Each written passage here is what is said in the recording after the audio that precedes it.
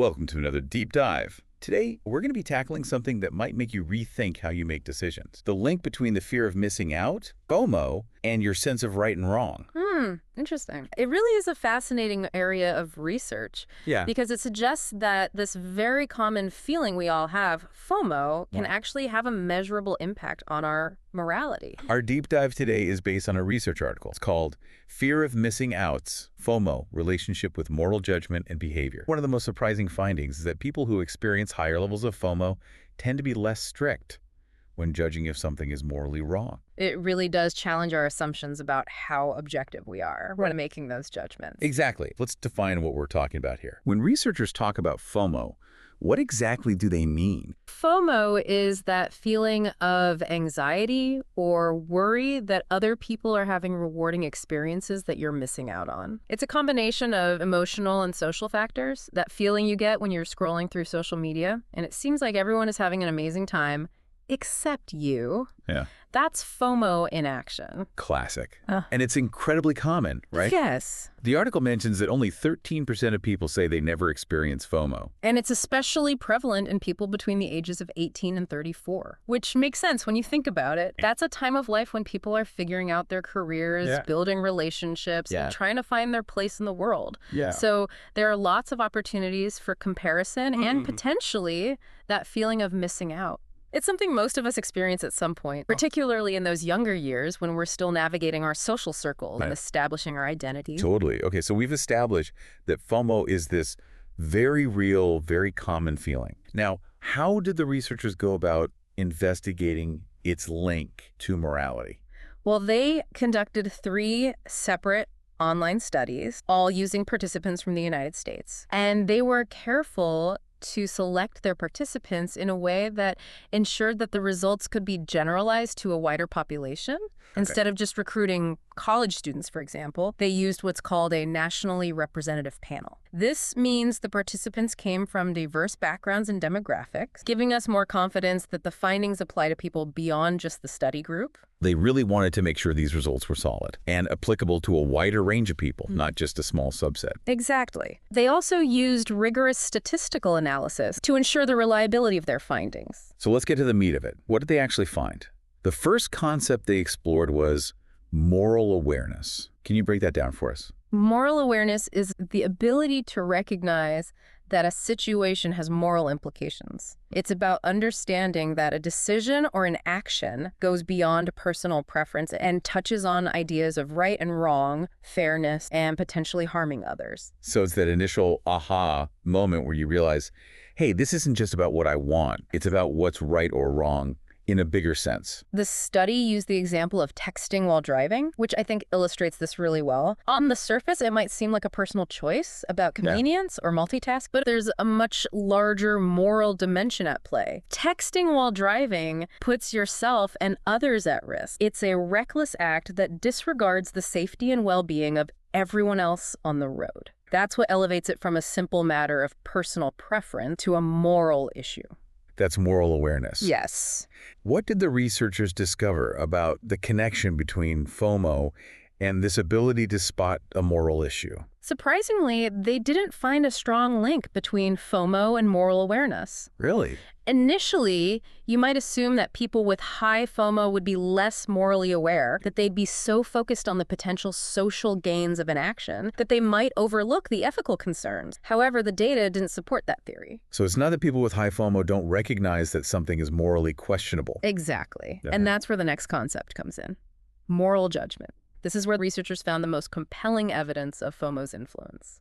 What is moral judgment? How did it play into their findings? Moral judgment goes beyond simply recognizing that a situation has moral implications.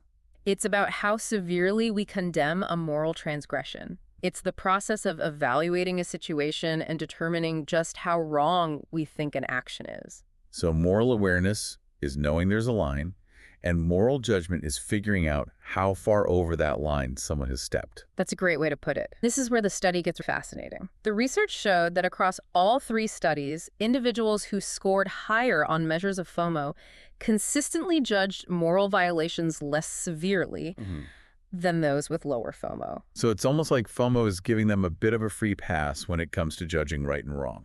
That's a possible interpretation, and it raises some interesting questions. Why might people with higher FOMO be more lenient in their judgments?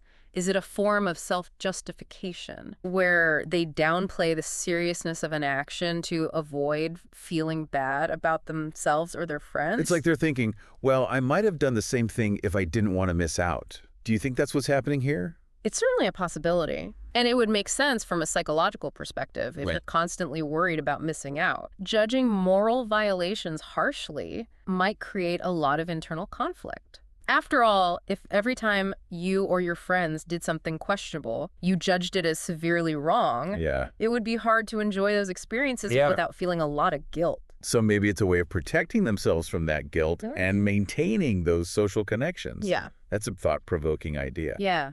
But so far, we've mainly talked about how people think about moral situations. Did the research also look at actual behavior? They did. And what they found is consistent with the findings on moral judgment.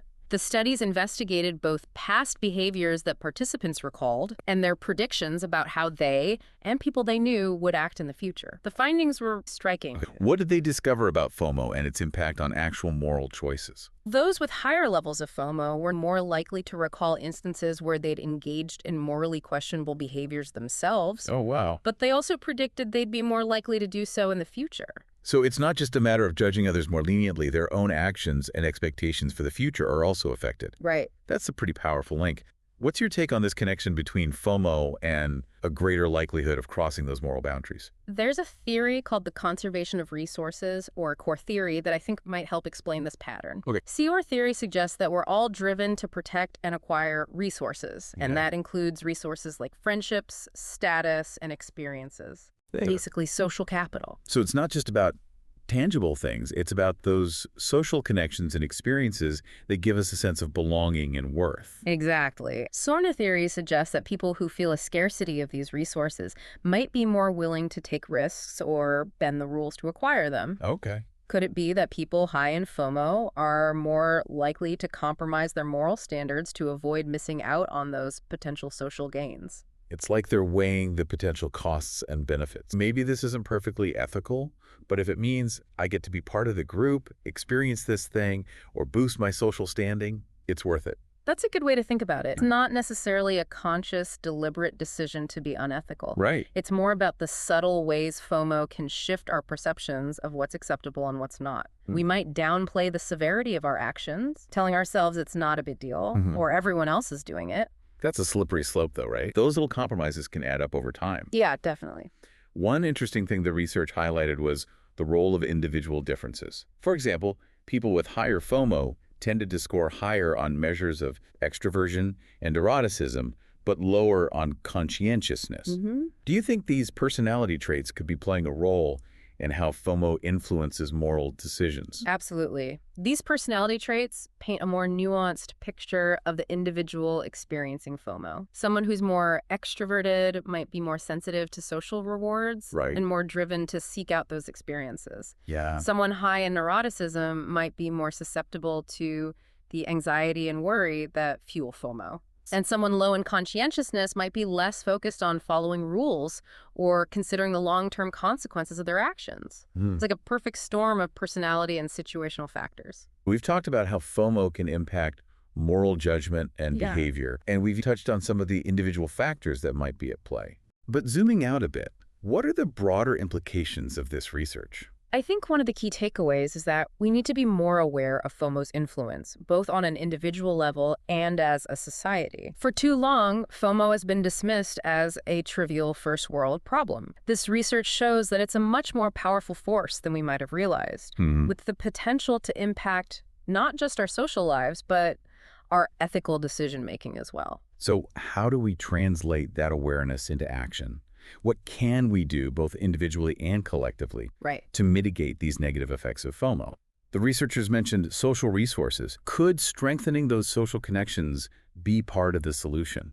I think it's a crucial piece of the puzzle. Instead of chasing fleeting experiences or accumulating social media followers, maybe it's about focusing on building deeper, more meaningful relationships. focusing on quality over quantity. Yes. Like having a few close friends you can truly rely on. Exactly. It's about finding people who share your values, who support your growth, and who accept you for who you are, flaws, and all those kinds of relationships provide a sense of belonging and security, which can help buffer against the anxieties and pressures that fuel FOMO.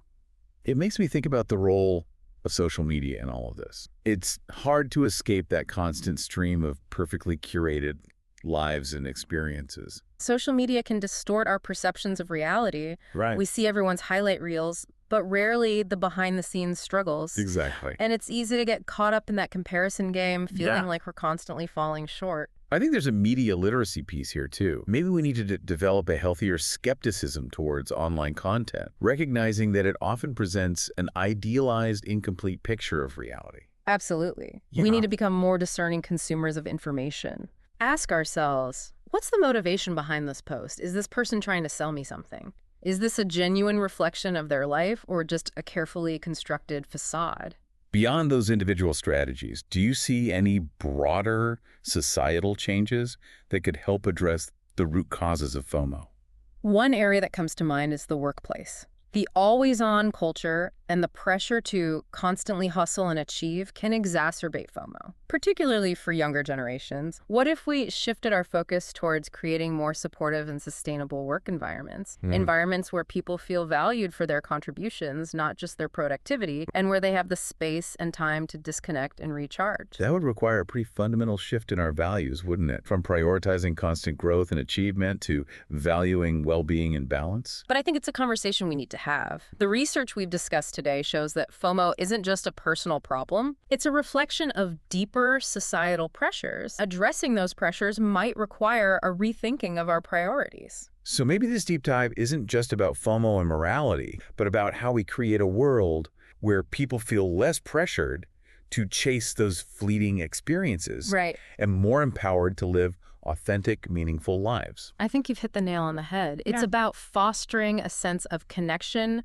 purpose, and well-being that transcends the need for constant external validation. We've covered a lot of ground here. We started by defining FOMO, explored its surprising links to moral judgment and behavior, and even delved into the social and individual factors that might be fueling it. But I have one final question for you before we wrap up. The study focused specifically on young adults. Do you think these findings might apply to other age groups as well? That's a great question. While this particular study focused on young adults, I think it's safe to say that FOMO isn't limited to any particular generation. As social media becomes increasingly ingrained in our lives, and the pressure to achieve an experience continues to mount, I wouldn't be surprised if similar patterns emerge in other age groups. It makes you wonder if there's something fundamental about the human experience that makes us susceptible to FOMO, regardless of our age or the social context. I think that's a really insightful observation. It speaks to the importance of studying FOMO across different demographics and cultural contexts. What might trigger FOMO for a young adult in a hyper-competitive urban environment could be very different from what triggers it for someone in a more rural or traditional setting. But the underlying psychological mechanisms, that fear of missing out on valuable social resources, that might be a universal human experience. That makes me think about all the ways FOMO might be manifesting that we haven't even considered yet. If it can impact something as fundamental as our sense of right and wrong, what other subtle ways might it be shaping our thoughts, feelings, and behaviors? It's a fascinating question, and I think it highlights the need for more research in this area. For example, could FOMO be a contributing factor to rising rates of anxiety and depression? Could it be impacting our relationships, our career choices, even our political views? There's so much we still don't know. It seems like FOMO is almost like a lens through which we view the world, shaping our perceptions and influencing our decisions in ways we might not even realize. It's a bit unsettling when you think about it. It is, but I think awareness is the first step towards regaining control. By understanding how FOMO operates, we can start to recognize its influence in our own life and make more conscious choices. So instead of letting FOMO dictate our actions, we can take a step back and ask ourselves, is this something I truly value? Or am I just doing this because I'm afraid of missing out? Exactly. And I think that's a great message to leave our listeners with. If this deep dive has sparked some introspection, some questioning of your own motivations and choices, then I think we've accomplished our goal. We've covered a lot of ground today, from the definition of FOMO to its surprising connection with morality, and even explored some potential solutions. But I want to leave our listeners with one final thought-provoking question to ponder. If we know that FOMO can subtly warp our moral compass, making us more lenient towards bad behavior, especially when it comes to our friends, how can we become more aware of its influence in our own lives? How can we ensure we're making ethical choices, even when faced with that fear of missing out? It's a challenge we all face in this hyper-connected world. Yeah. But I think the answer lies in cultivating a stronger internal compass, a set of values that guides our decisions regardless of external pressures.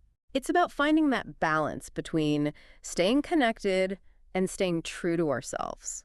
It's been an enlightening conversation. Thank you so much for sharing your expertise with us today. And to our listeners, thank you for joining us on this deep dive into the fascinating and sometimes unsettling world of FOMO and morality. Until next time, stay curious.